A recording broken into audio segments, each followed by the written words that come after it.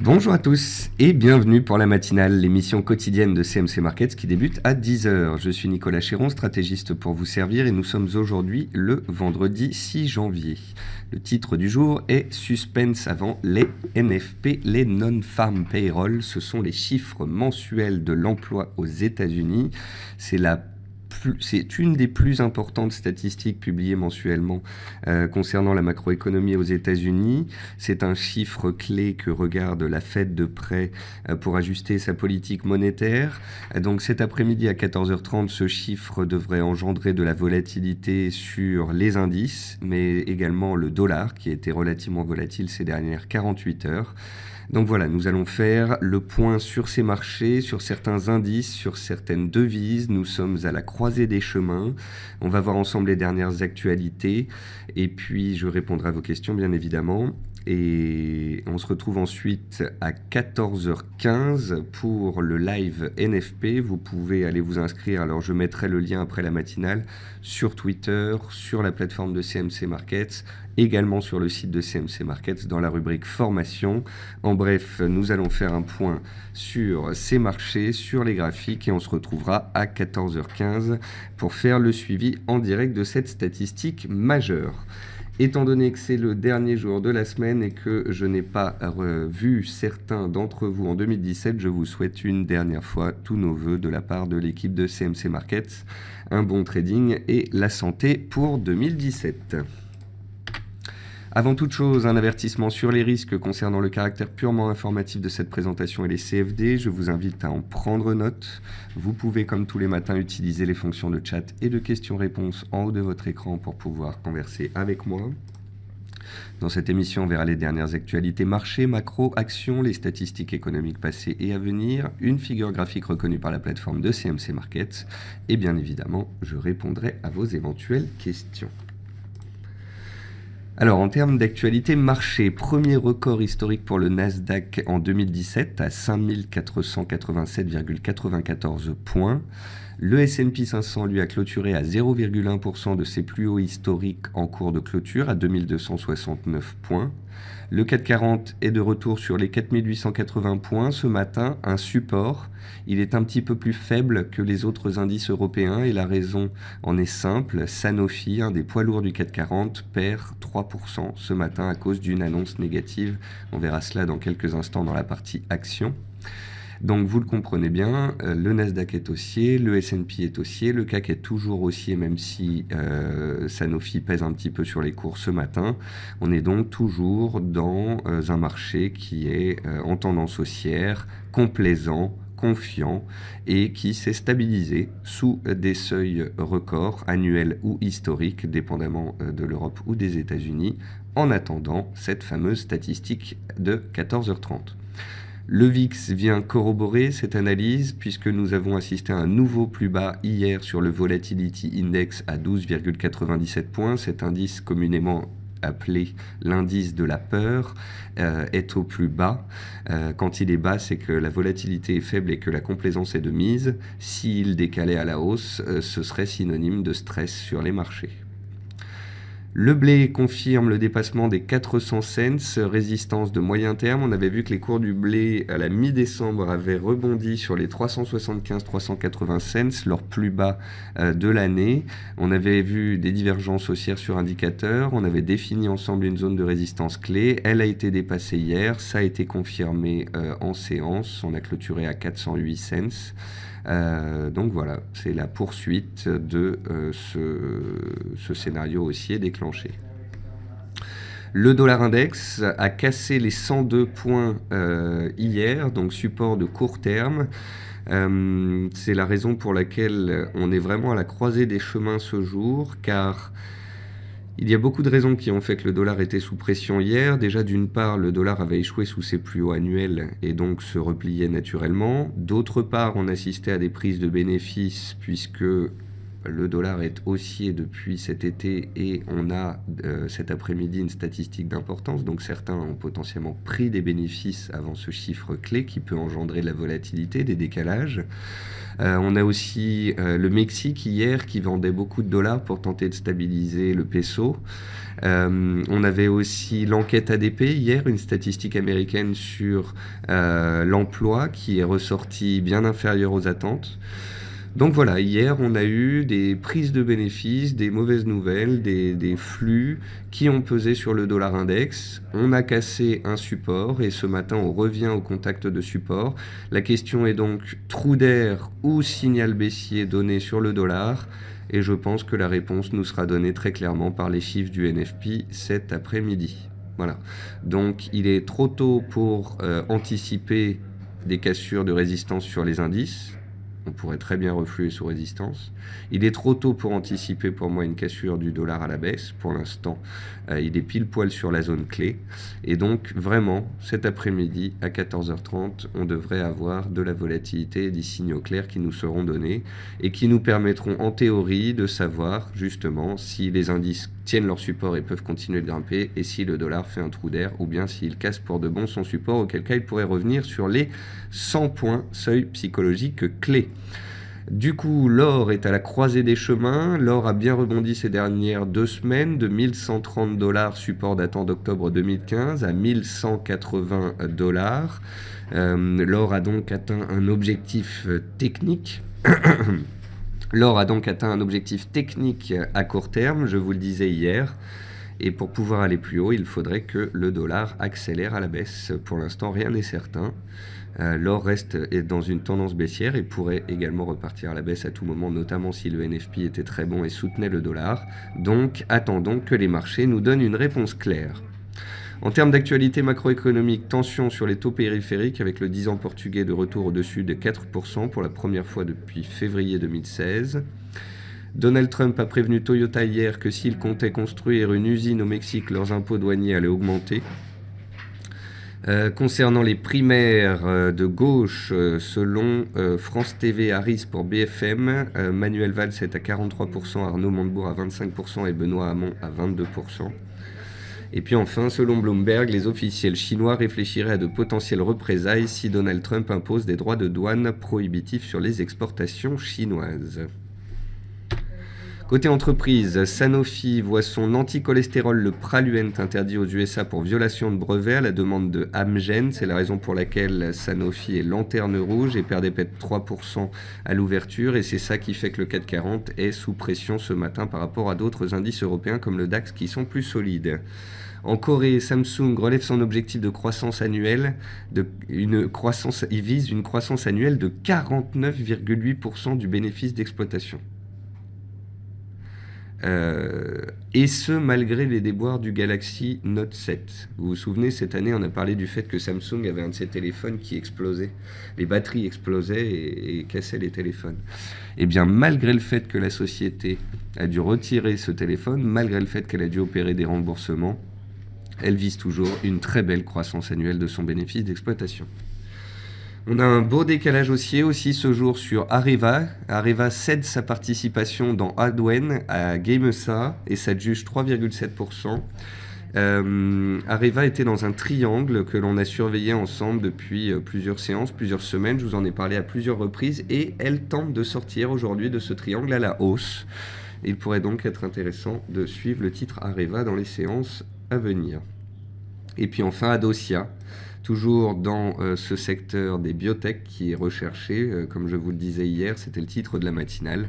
Adocia annonce le lancement de 2 projets dans l'insuline et gagnait 0,5% dans les premiers échanges. Côté meilleure et moins bonne performance du CAC 40, vous pouvez voir que la volatilité est très réduite. C'est très spécial. Cela montre bien l'attentisme des opérateurs avant les chiffres de cet après-midi. On n'a aucun titre du CAC, hormis Sanofi, qui gagne ou qui perd plus de 1%.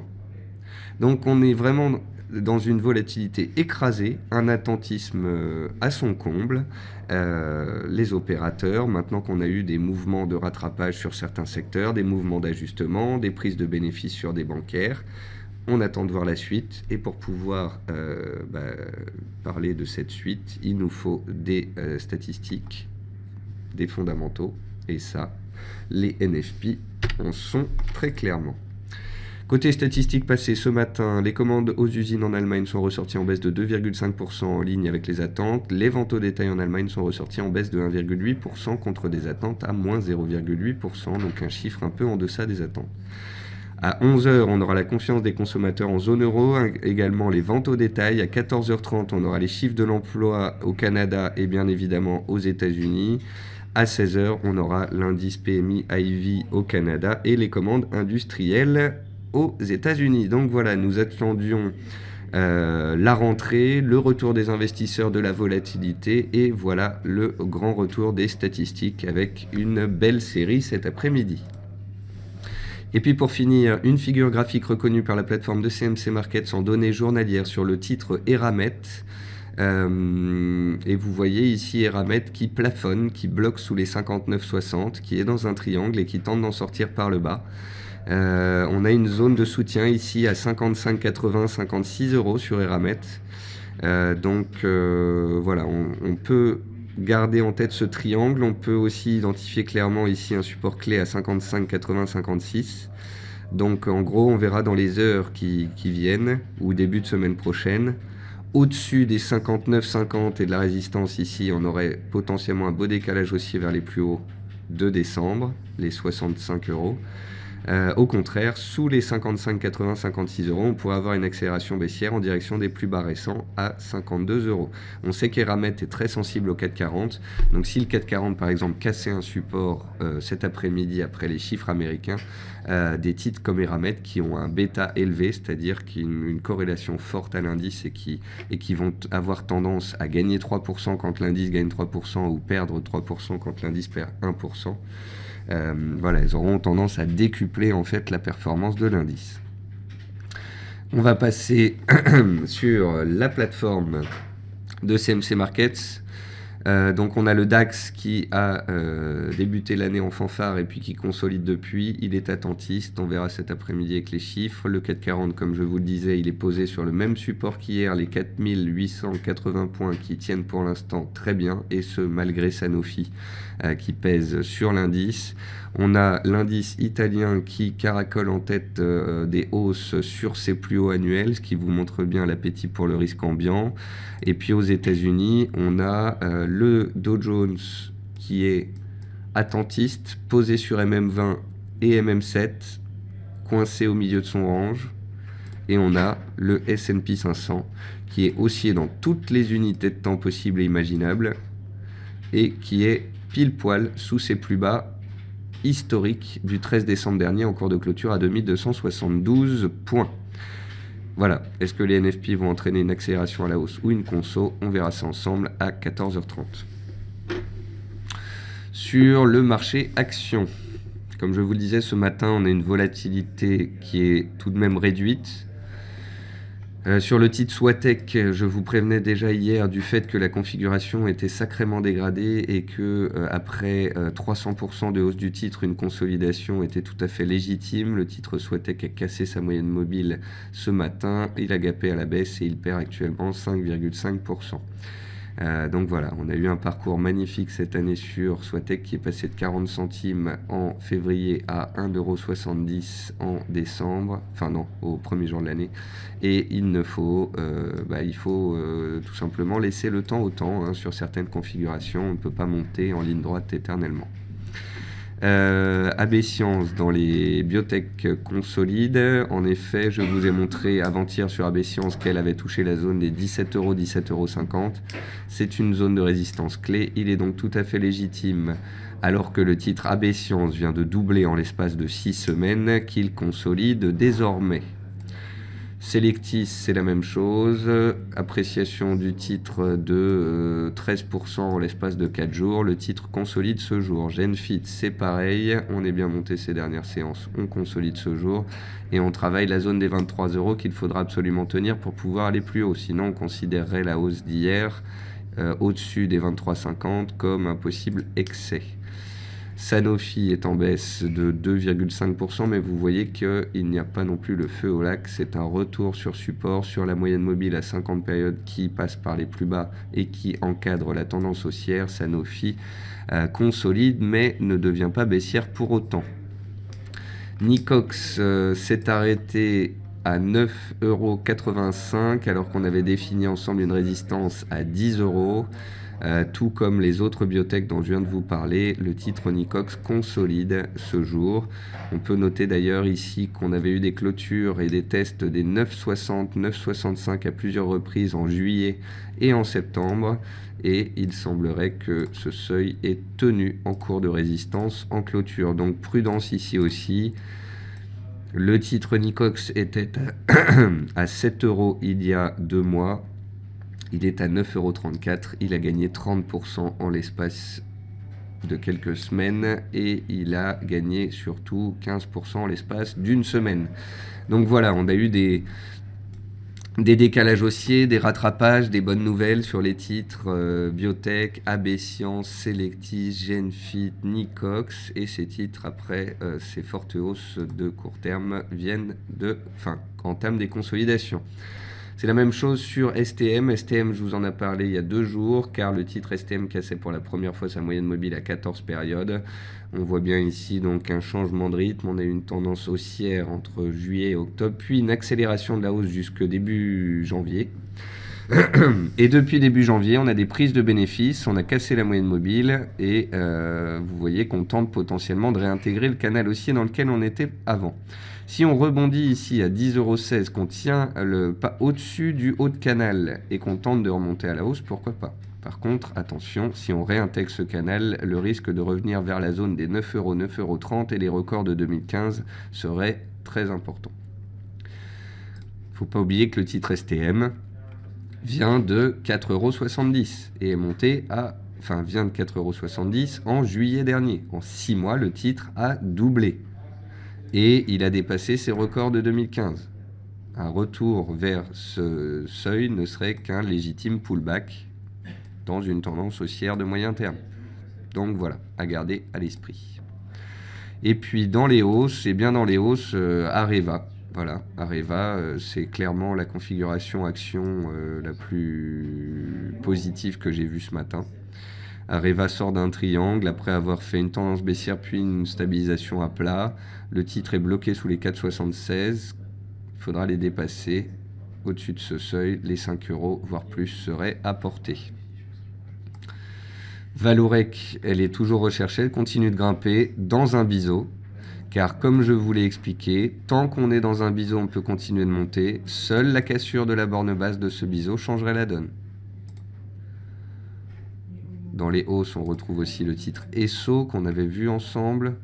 Esso a bloqué sous les 43,50 € et a consolidé un petit peu. Là, on rebondit un petit peu, mais on fait attention. On fait attention car avec des cours du pétrole qui sont sur leur plus haut annuel et qui hésitent, le titre Esso a bien rebondi et tant qu'il est sous cette résistance des 43,50, eh bien, attention. Si par contre on passe les 43,50 en force, là, ce serait un nouveau signal haussier. Ensuite, on va passer sur les matières premières.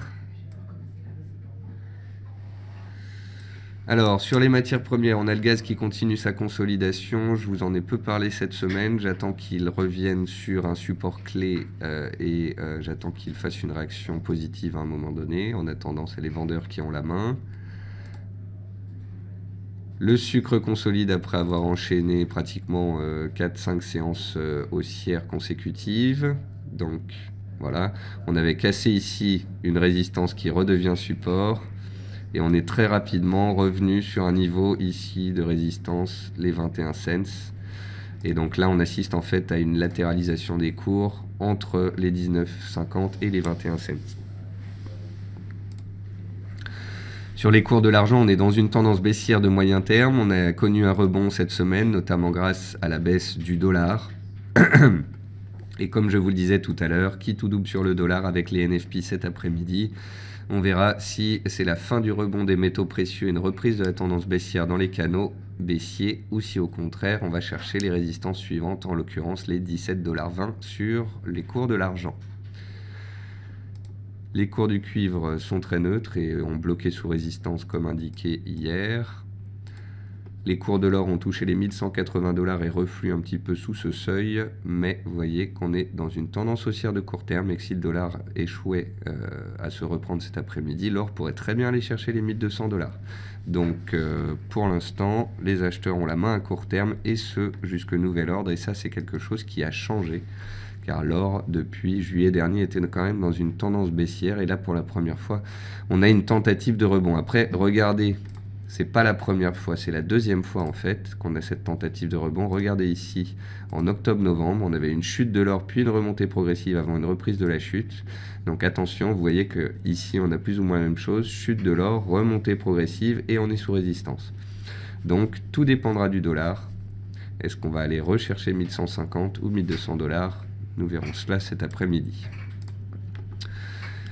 Les cours du coton consolident après leur forte hausse de 69 cents à 75 cents. On a quand même pris 10% sur les cours du coton en 5 jours, donc il est tout à fait légitime que l'on assiste à des prises des bénéfices, d'autant plus qu'on a frôlé les 75,50 qui sont une résistance datant de 2013, comme je vous l'ai expliqué hier après-midi dans le quart d'heure US.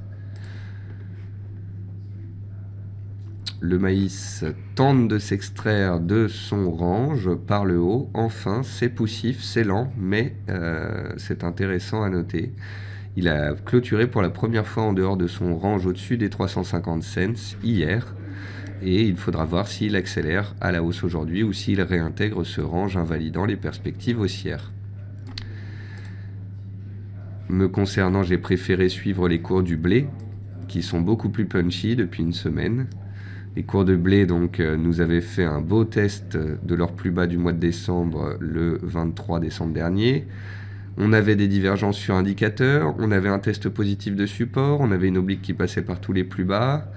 Le mardi 27 décembre, je vous ai écrit une alerte dessus, on a fait plus 4% sur le blé. Le lendemain, on s'est replié de 2% et après, on n'a fait que monter.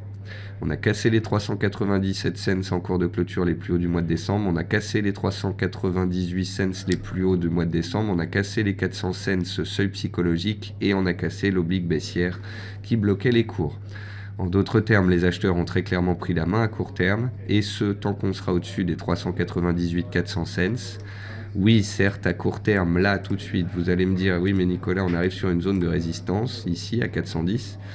Mais vous savez, c'est le jeu, hein. Quand un marché se retourne à la hausse, il y a des résistances tous les pourcents.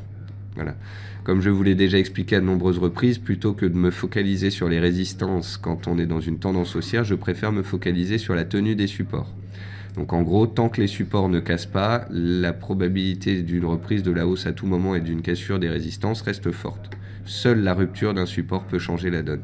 C'est la raison pour laquelle, plutôt que de me focaliser donc sur la proximité de cette résistance et du fait qu'on va peut-être y réagir, je préfère rester positif, techniquement parlant, tant qu'on sera au-dessus de la résistance devenue support ici à 398 cents. Concernant les cours du riz, on continue donc d'opérer le rebond. Par contre, on a fait face à la MM 60 jours, la moyenne mobile à 60 séances, qui est un beau pivot dynamique sur le riz depuis plus d'un an. Donc on a bloqué sous cette résistance clé. Seule sa cassure à 9,63 changerait la donne. En attendant, attention, on reste dans une tendance baissière de fond. On est neutre en données journalières. On attendra la sortie du range, en fait, soit la cassure des 9,10, les plus bas annuels, soit la cassure des 9,63, les plus hauts, correspondant à la moyenne mobile ici dont je viens de vous parler. Et puis enfin, le pétrole. Le pétrole, il reste haussier, tendance haussière, plus bas de plus en plus haut. Les stocks, hier, on a eu des stocks de crude qui étaient en forte baisse, mais des stocks de produits distillés en forte hausse. Ça s'est un peu annulé. Et les acheteurs sont restés friands de pétrole. Pétrole aussi qui était soutenu par la baisse du dollar. Concernant le pétrole, on est dans une tendance haussière de moyen terme. À court terme, on est dans un range entre 51,50 et 54,50.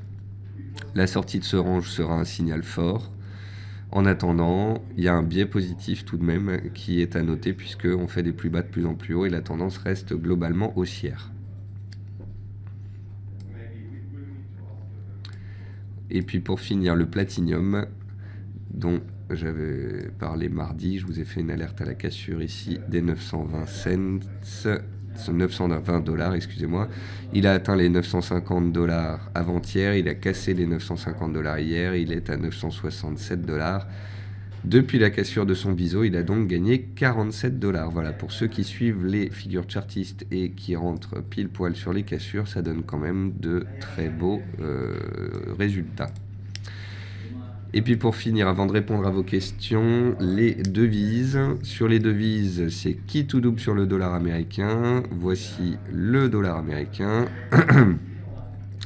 Donc ça, c'est le dollar index. Donc c'est le dollar contre un panier de devises. Vous avez ici donc le mouvement du 8 décembre à la hausse sur support, sur le seuil psychologique des 100. Vous avez ici le 14 décembre la hausse engendrée par la hausse des taux aux États-Unis. Et puis vous aviez eu après une continuation de la hausse jusqu'au FED. Et en début d'année, on a voulu peut-être aller un peu trop vite. On a fait des nouveaux plus annuels, puis les opérateurs ont pris des bénéfices, puis on a eu des mauvais chiffres américains, et on a eu des sorties avant le NFP. Résultat, hier, on a cassé les 102 et même les 101,70 qui correspondaient au plus haut du mois de début décembre. Et donc, la question est la suivante. N'est-on pas en train de se renverser à la baisse sur le dollar ? Le dollar a cassé un support pivot ici. Et tant qu'il est bloqué sous ce pivot, il est susceptible de revenir sur le seuil psychologique des 100. Or, si le dollar revient sur le seuil psychologique des 100, c'est qu'il a 1,5% à perdre, auquel cas l'euro, la livre, l'AUD, le NZD pourraient encore grappiller une centaine de points à la hausse. Auquel cas, les métaux précieux pourraient en profiter. L'or pourrait casser les 1180, aller chercher les 1200, etc., etc. Donc voilà, fonction du NFP cet après-midi.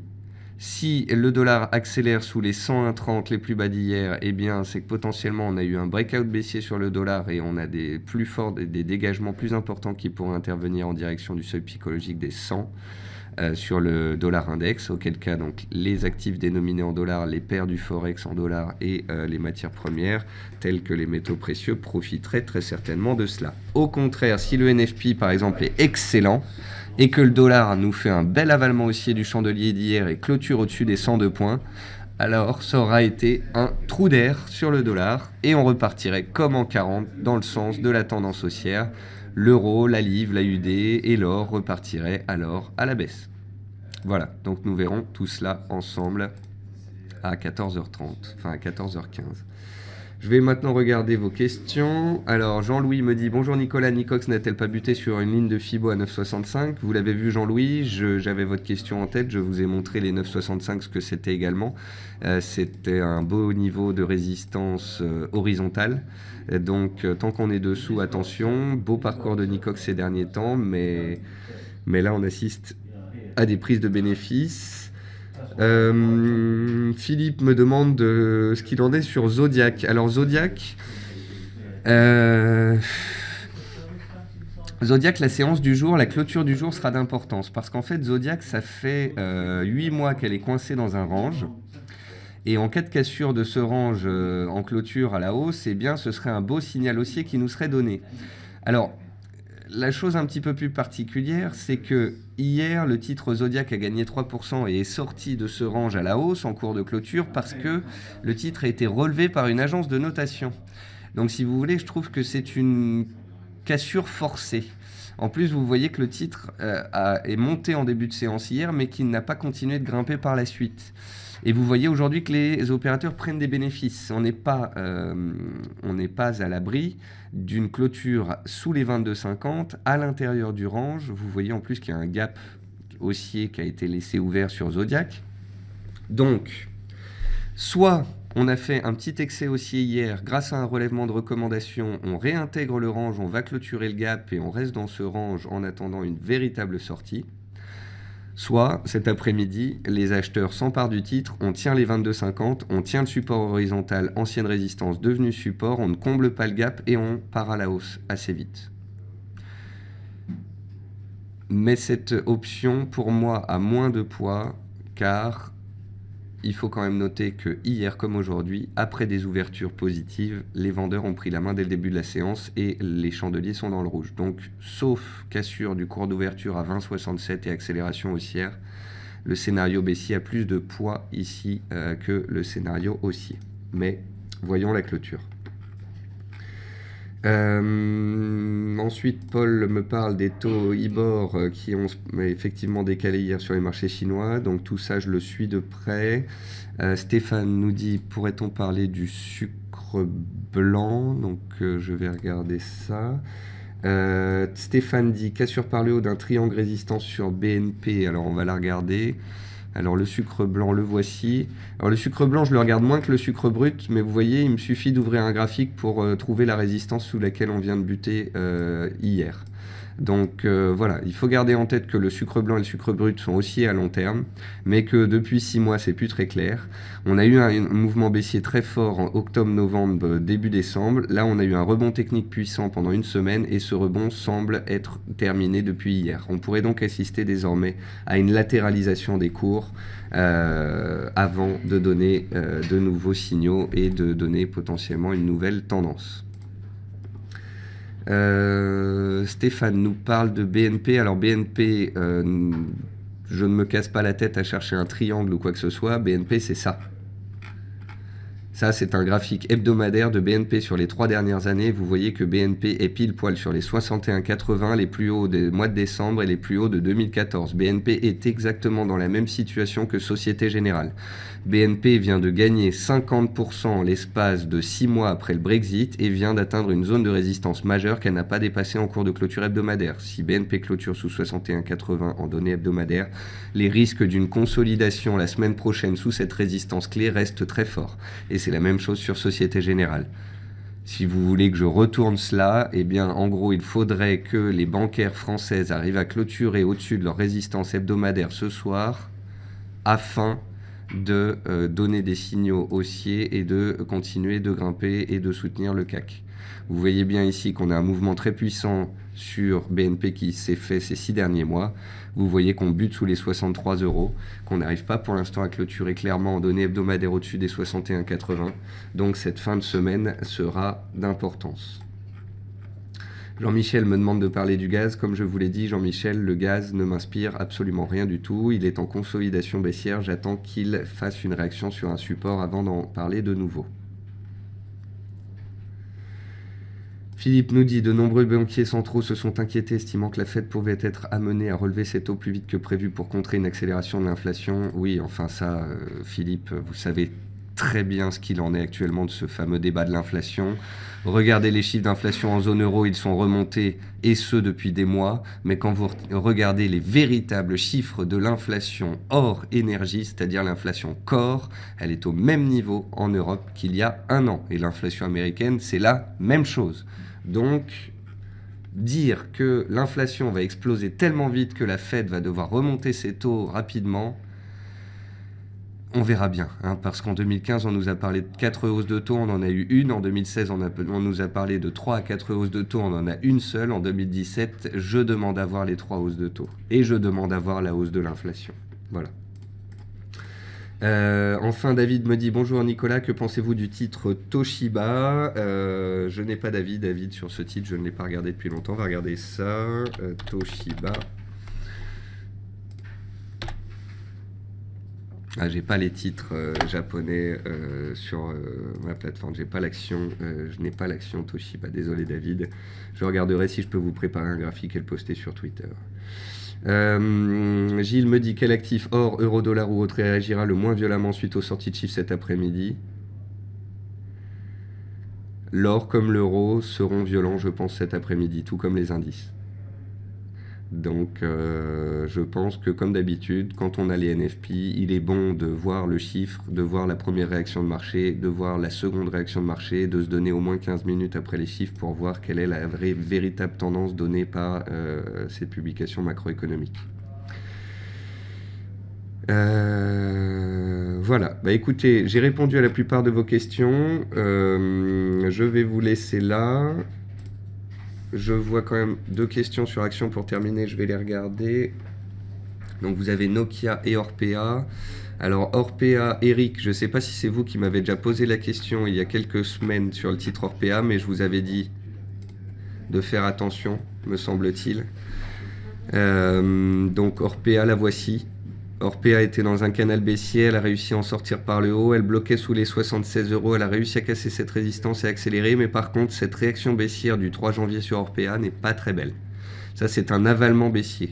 Et en plus avec un plus haut que le précédent, c'est-à-dire qu'on a vraiment eu une tentative haussière en début de séance, puis les vendeurs ont pris la main et on a fait un avalement du chandelier précédent et depuis on ne fait que baisser.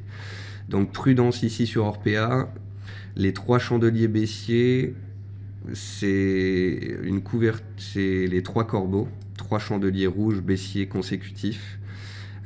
Donc à moins de tenir les 76 € et de rapidement passer au-dessus de 76,50 € et de tenter de redémarrer à la hausse, qui est tout à fait possible, prudence, parce que ce retour des vendeurs ici n'est pas de bon augure pour la suite. Donc il faudrait rapidement qu'on arrive à tenir la zone des 76 €, que les moyennes mobiles de court terme arrivent en soutien et qu'il y ait une tentative de redémarrage haussier, parce que sous 76 € on pourrait accélérer à la baisse.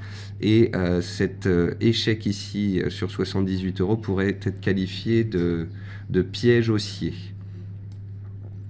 Et puis pour finir, Nokia.